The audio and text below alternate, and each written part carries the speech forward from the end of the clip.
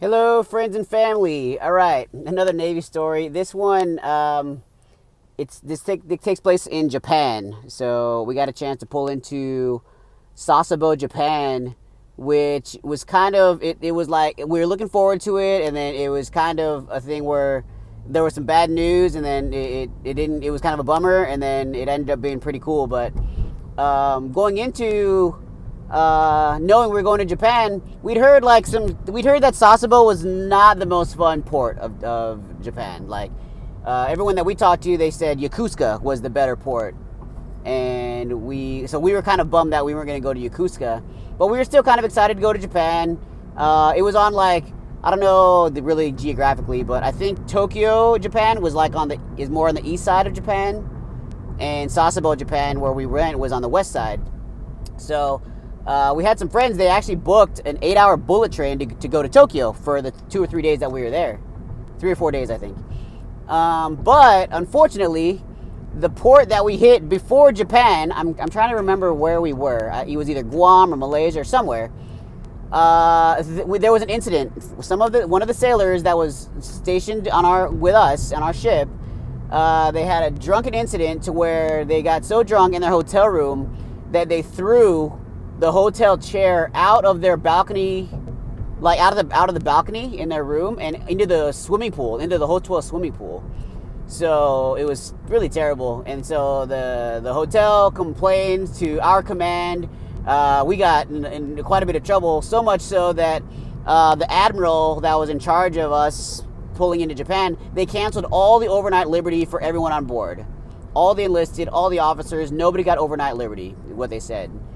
Which sucked because, like, some of the people, if you're a certain pay grade or above, then you get overnight liberty, and that meant that for the guys that were going to Tokyo, they could go for the 2 or 3 days, but they had to cancel that trip. I don't know if they got their money back, but I'm hoping they did. Anyway, so we still have, we're still going to Sasebo, which was, at the time, it was fun being in a foreign port, but that particular few days we didn't feel very welcome as Americans being in Japan. Like, I remember I had to man the rails during that pull-in when we were pulling into Japan, which is I had to get in my dress uniform and stand like ceremoniously along the side of the ship.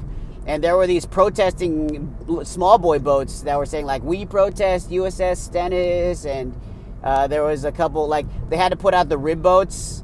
So there was like the little boats that are attached to the aircraft carrier, and they had to pretty much make sure that the protesting boats were a certain distance away from the carrier, for safety reasons.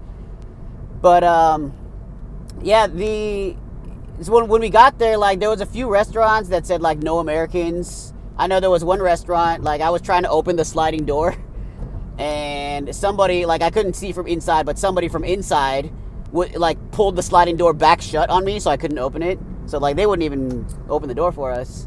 And yeah, it was kind of bizarre because most of the countries we visited were pretty welcoming. They were pretty hospitable. And not to say that Japan is not, but this particular area during this particular time, they weren't. And so we had to we ended up eating like kind of like at a little mall food court area. There were no English translations anywhere, so that was an adventure, just ordering. There were no forks, so if you don't know how to eat with chopsticks, then I guess you're just eating with your hands and stuff. I don't know. They didn't offer soy sauce like a lot of the Asian restaurants in America. They offer soy sauce kind of like just as like as flavor for any kind of food, but over there they just like, that's not one of the options. But yeah, it was different being in a different city. We actually did, so like one of the second days, I think we were able to take a train to Nagasaki, which was very close to Sasebo, and that was a different experience, getting to see kind of the area where America dropped the atomic bomb and how the Japanese history tells that story. It's quite a bit different than America tells that story, if you can imagine. But yeah, it was quite an experience being in like that. Of all the different countries we visited during that deployment, I felt like that one was the one that was most unlike America. And It wasn't bad. It wasn't a bad thing. In fact, part of me liked it because, I don't just want to go see the world and go eat McDonald's the whole time. I wanted to see the different ports and try the different food and, try to interact with people from different parts of the world. But yeah, that was my only experience in Japan. I'd hope to go back someday. But if that's all I get, then it was still memorable, I thought.